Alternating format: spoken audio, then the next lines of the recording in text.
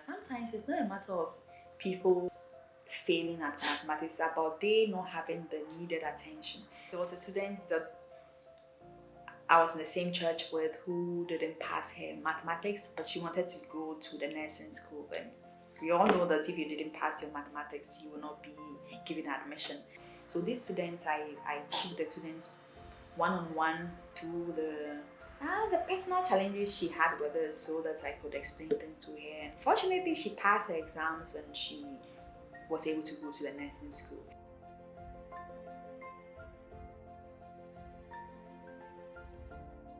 I'm Angela Tabiri. I'm a mathematician, a science communicator, and a STEM ambassador.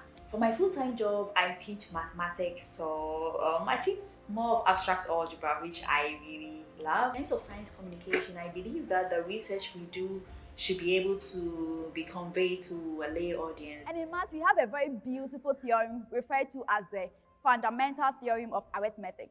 And it says, give me any number greater than 1, and I'll be able to tell you whether the number is a prime number. If not, I can write it uniquely as a product of prime numbers. So here's an example. 4 can be written uniquely as what? 2 times 2. Can I get anyone from the crowd to give me a number to try? 87. Okay. I don't want to be put on the spot, so I had my own other example. The abstract research that I do, I use simple things like addition, multiplication that everyone can relate with to explain the abstract mathematics that I do. I grew up in Ashaiman, and if you know Ashaiman, you know that it's a slum, right?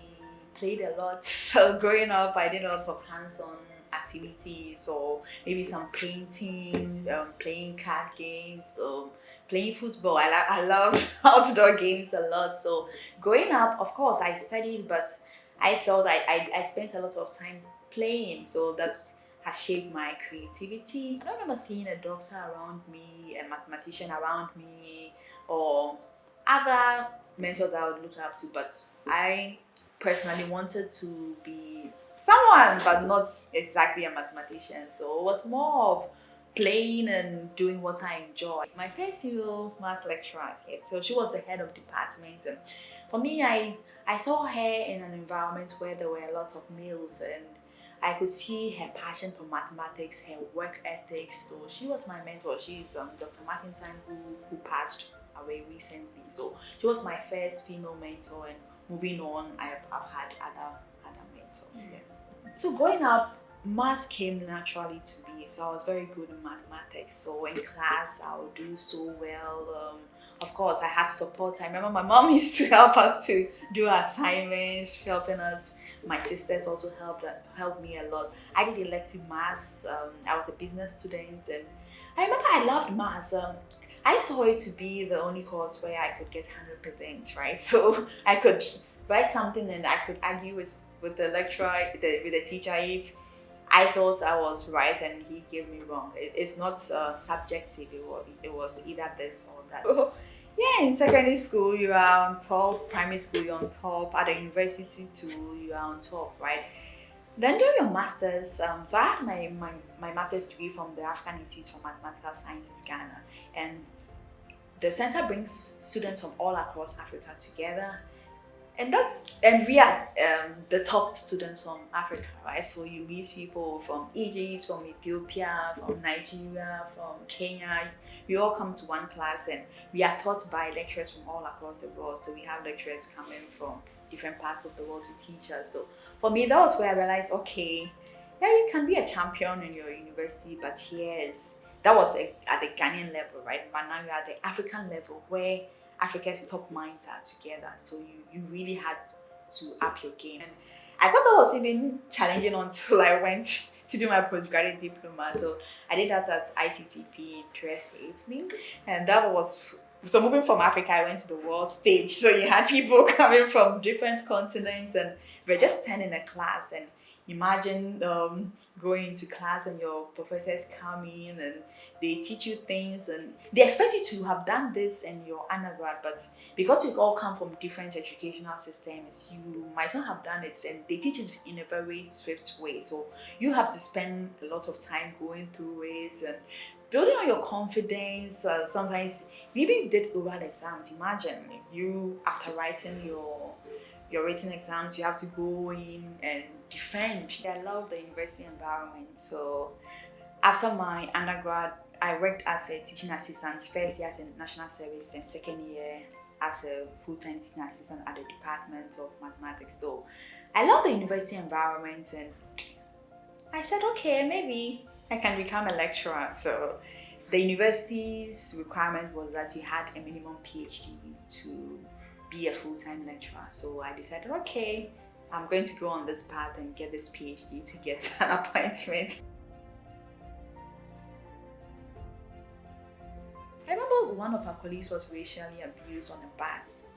He got on the bus and someone started saying a lot of bad words to him, and yeah, they had to call in the police, and yeah, it was a very sad experience for him. And for him, after that experience, he vowed not to stay in that city. He vowed to go to somewhere more welcoming to colored people. I thought people treated my other colleagues differently from how they treated me because of my color. So I remember there was a day I went to the room and I cried because I was trying to hand something to someone, and the way the person treated it, as if the person didn't want to touch something from my hand. So it's something that happens, and unless you experience it, you feel we are just blowing things out of proportion, but it really happens. Yeah. People get funding through other ways, but I'm passionate about being a STEM ambassador, being a mentor to girls, and Shulumede Foundation Faculty for the Future looks at this key thing, and that was how I got my funding for my PhD, which I'm very grateful to them for. They funded my tuition, my living expenses from my first year to my fourth year, which it's a lot of investments, and I'm happy they did, and I'm also happy that I'm also giving back to my society. As a STEM ambassador, I believe that I should use my position to inspire young girls that it's cool to be a mathematician. So I do a lot of outreach activities through Fem Afrikmas, an NGO I've started, and also supporting other organizations doing science outreach programs. Yes. Personally, I didn't see a lot of female mentors out there, so I decided, okay, how can I change this narrative, especially using social media? Hello, welcome to the Fem Afrikmas YouTube channel. We are a network of female African mathematicians transforming Africa using mathematics. I was away from home, but I didn't want that to be a hindrance. I wanted the young girl in Accra or Tamale to still see female mentors who are not in their personal space but are doing amazing things out there. I decided to start this whole initiative of interviewing female African mathematicians when I meet them at conferences or at other places, and put them on our social media pages so that a young girl from any part of Africa or the world will see this mentor and be inspired by their work. And I did this to also reflect the diversity in mathematics. Some of the people we've interviewed are people who are professors, people who are network security experts, people who are into infectious disease modeling, and a whole lot. Okay, so I use this to inspire young girls that there are diverse careers when you study mathematics, and to encourage them to pursue them. The success of this is that we have females from all across, not just Africa, following us and following the stories of the hashtag math queens that we share. And some of them even go to the extent of contacting us to give them the contacts of these mentors. Within that physical space of this young girl, the young girl might not see a mathematician, but through Facebook, through YouTube, they are seeing that, okay, I am a girl, but I can also pursue mathematics irrespective of what society says.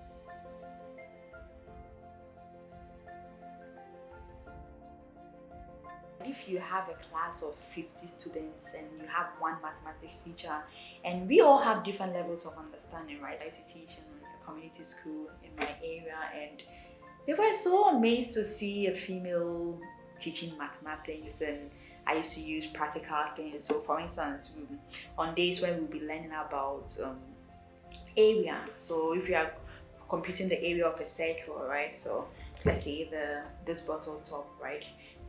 How do we calculate this area and relate it with the formula?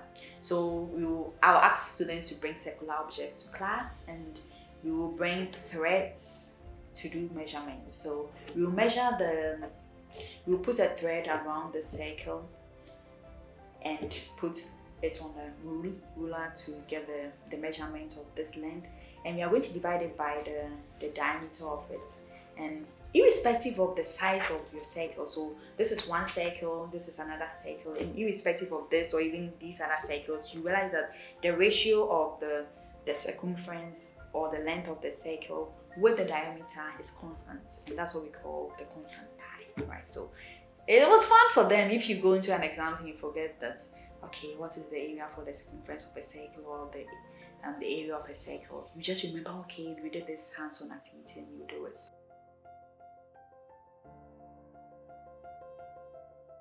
Of course, we've had African Americans going to space, right? But we've not had an African going to space. So we want to inspire the young girls that if you study mathematics, you can become an astronaut and probably be the first African to go into space. So our upcoming projects, we will have it over Zoom because of COVID. So we are going to have our female math queens, our hashtag math queens, speak to secondary school girls about their journeys with mathematics and how diverse mathematics is.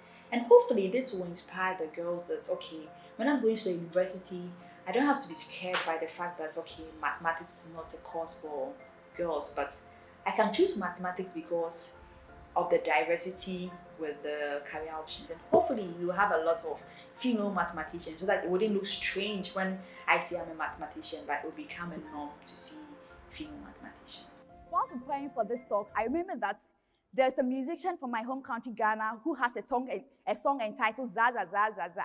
And I decided to teach you the dance so that anytime you are bored, you can do it.